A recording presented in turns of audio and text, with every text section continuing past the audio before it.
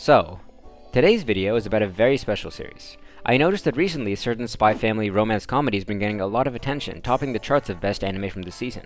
And I personally am also a huge fan of this series. I read the manga and loved it. The characters, the story, all of it.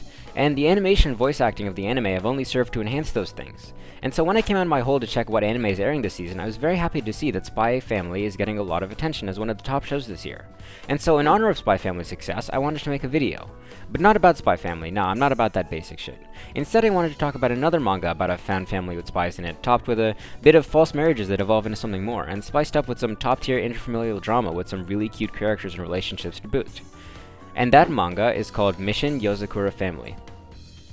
In all seriousness though, I was planning to make a video on Yozakura Family regardless, because it's just a really sweet and wholesome story with a really intense and interesting overarching story to boot. But I saw my opportunity to cash in on the success of Spy Family, so I decided why the fuck not. So, Mission Yozakura Family, which I'll just be calling Yozakura Family for the sake of my vocal cords, is an action comedy romance, a common set of genres that work well in tandem together. But even among other series who share the same set of tags, the balance between those genres isn't always equal. Some series focus on the romance as an integral element of the story, and only have the action comedy as set dressing to make the romance story more palatable, and the same thing vice versa for the other two genres. Shows that focus on comedy or action more usually put the romance side of things down for a bit, to make sure that the focus on the story is where it should be. The reason for this, from a purely objective storytelling point of view, is because balancing a story with multiple genres is very difficult, especially when the genres are as different as the ones found in Yozakura Family. The genre that is chosen to be more prevalent above the others is what sets the tone for the story. And for those of you who tried their best to forget about high school English, the tone of a story is essentially the vibe you get from it, or the feelings that it tries to convey. A story that focuses more on the comedy may have a lighter tone, as it needs to be able to tell jokes constantly and make the reader laugh, which wouldn't fit into the tone of a dramatic sad story. And the same for action and romance. Action stories need to be more intense to make the stakes feel high enough for the action to mean anything in the first place, and romance needs to be sufficiently calm and contemplative to make sure the romance story is paced well enough. And these are just like general tonal rules. Of course, some series with these genres have different tones from the ones I specified, but I just wanted to provide some specific concrete examples for those of you to understand. And you can see the problem here if you start comparing the tones that I just talked about. How can a story balance these genres equally if the tones they invoke are so incredibly different and diverse? It should be theoretically impossible to not give your readers emotional whiplash if you keep switching between the calm vibes of a romance to the fast-paced action-packed storyline that a story of the, well, action genre will give you. However, in this case, it seems Yozakura Family has achieved the impossible. When people ask me for manga recommendations, the first thing I usually ask them is, what are you in the market for? Because to recommend something that they would enjoy, I first need to know what type of stories they enjoy. And based on their response, I would recommend something different. If you want a good horror, Signal 100. If you want a good mystery, Root End. If you want a good sci-fi, Sword Art Online. But if anyone asks for a recommendation of the comedy, action, or romance genre, I will immediately jump to Yozakura Family. Because of Yozakura's family's amazing balance between all of its plotlines and elements, it's not only an enjoyable experience for anyone looking for a good story of any of the aforementioned genre, but it's also a very good gateway for people to get into other types of stories. It can turn a shonen fan into a romance simp, it'll make even the most cold-hearted horror fans laugh, and it can convince somebody who wanted to live a normal life that espionage is a reasonable career choice. But I digress. I've gone on a little bit too long about how well Yozakura Family maintains its tones and genres, and I would very much like to explain that to you more in depth, but to do that, I first need to give you a bit of a background on the story. See this? This is Taiyo, and Taiyo doesn't like to talk to people. I do that. The first one we open on in the manga is Taiyo being asked out to play soccer with some of his classmates, and after he turns them down, he immediately faints from the anxiety of talking to others. Now before all of you start spamming #relatable and go off about your social anxiety, Taiyo isn't just any old introvert. Taiyo was a cheerful kid when he was younger. He got along well with people and was very headstrong. But all of that changed on one fateful night. A few years back from the story's proper start, Taiyo and his family were on a road trip, and their car went over the edge of a cliff. Taiyo's parents and younger brother sadly passed away. And after that occasion, Taiyo resolved to not let people get close to him, out of fear that they would leave him just like his family did. And right there, in the first chapter of the manga, we already see the masterful way this story weaves tones and genres together. We are presented with the cliché shoujo manga-esque situation of a shy kid not being able to interact with other people. That situation is then taken to an extreme, making it funny rather than realistic. And then the expectations of joy that we had are promptly turned down by the cruel reality of the fate of Taiyo's family, and the reason for his behavior. Each element accentuates the next, each tone leads into the next, and you are clearly getting invested just like the author wants you to. But anyway, on with the synopsis.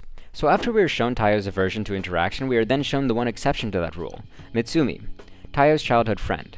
Mitsumi is the one person that's able to break down Tayo's walls and be there for him. But in the middle of them having lunch together, they're rudely interrupted by Tayo and Mitsumi's teacher, who breaks up the two and asks Tayo to come to his office. When Tayo complies, he finds out that the person he thought was formerly just a teacher was in actuality Mitsumi's older brother, who had been protecting her from a young age, Kyoichiro. Kyoichiro then tries to bump off Tayo for being too close to Mitsumi. Anyway, before Tayo is brutally murdered by his only friend's overprotective brother, he is saved by a mysterious girl who whisks him to safety. After gaining consciousness again, Tayo wakes up in Mitsumi's house, learning that the girl who saved him was another member of the Yozakura household, Mitsumi's older sister. Following that, we, along with Tayo, are introduced to each of Mitsumi's siblings, who I will go into more detail about in a bit. But in this moment, it is also revealed that Mitsumi's family is full of spies. In the world of Yozakura family, spy isn't some far-out-there profession that's full of trench coats and fedoras. It's actually just a normal 9-to-5 day job. Kind of. One of the key aspects of comedy in the story of Yozakura family is the continued mundane life mixed in with the absurd that makes up the spy lifestyle. Where do spies buy their weapons? Oh, they go to a mall that's actually a black market, where one wrong move could get you a grenade launcher instead of some laundry detergent. Where do spies receive their news? Oh, they hear about it in magazines that are widely distributed to the spy population. What do spies do in their free time? Turns out they do the exact same stuff you would do in your free time, like gaming or cooking or going on walks. The constant barrage of utter insanity mixed in with what's supposed to be normal is an amazing aspect of the story of Yozakura family. But I think I've gotten off track. Before we go into any more of that stuff, let me finish giving you the basics of the plot. So, after Tayo finds out about the truth about Mitsumi's family, he reasonably freaks out, but comes back to reality when he hears that Kyoichiro, the eldest brother of the family, and the one who tried to kill Tayo earlier, is still after him. And the only reliable way to save Tayo's life is by marrying him and Mitsumi, because Kyoichiro is forbidden from killing people who are part of the family.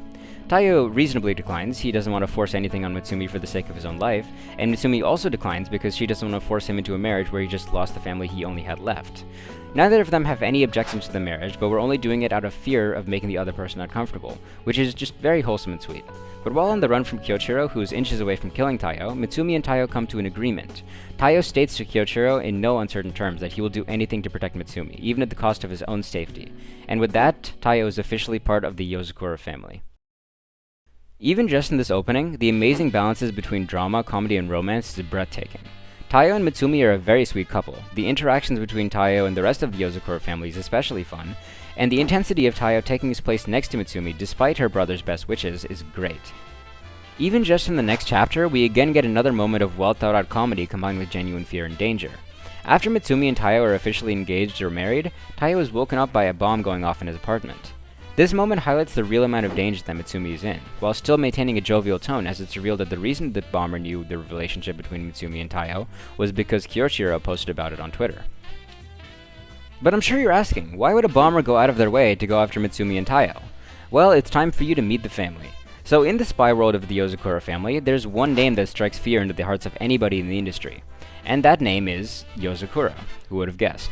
The Yozakuras are a family made of spies, all the way back into the very first generation of Yozakuras. The lineage is passed on to the daughter of the head of the family, and is always given to the child who is born without talent and latent natural abilities of the others.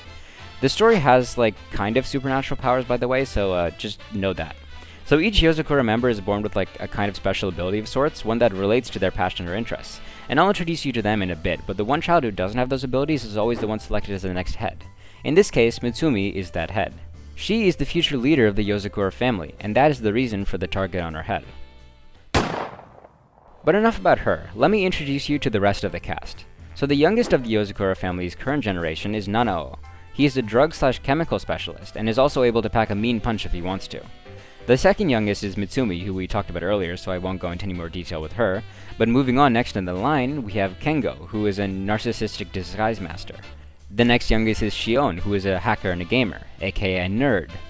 Next up is Shinzo, who is a weapons expert and explosives enthusiast. Then we have Futaba, who's a martial arts expert, and last but certainly least is Kyoichiro, the eldest sibling and the best spy out of the entire family. And I'm sure you're thinking, these just sound like some rough cliché characters who have some small quirks, but are otherwise devoid of any life or soul. And first off, damn, you didn't have to be so mean, but secondly, I wouldn't be so sure of that. So one major issue I have with some comedy manga is the characters. One trap I feel like a lot of stories fall into is making their characters too linear and predictable. A lot of stories come up with these great joke characters with some fun dynamics and an interesting initial impression, but sadly that's all some of these characters are. They don't evolve past that stage of just being built around one quirk or speciality, and that really ruins any kinds of interactions they have down the line, because it just makes the characters feel static and boring. But luckily, Yozakura family gracefully sidesteps that pitfall. So occasionally in the story, we get these small little vignettes, or side stories featuring Taiyo and one or more of the Yozakura siblings. These stories are either not connected to the main plot at all, or are connected very loosely, and the main plot is nothing more than a set dressing. But regardless, these stories are very good comedic reprieves from the intensity of the main story, and also offer a unique insight into each of the Yozakura family's quirks and facets. Some small examples of this include the time that we learned that Nanao, who was formerly thought of to be this hulking gentle giant, who is mysteriously taller than the rest of his family, is in fact only 15 and is unable to control his raging genetic mutations, thus causing the increase in size. We get a good look at his struggles as we see him try to fit in school and with his friends, only to be constantly held back and impaired by his broken body. This side story, even if it doesn't advance or address the plot directly, is so important because it shows us a side of a character who we never could have expected prior, but one that still makes sense and is consistent with who they are as a person.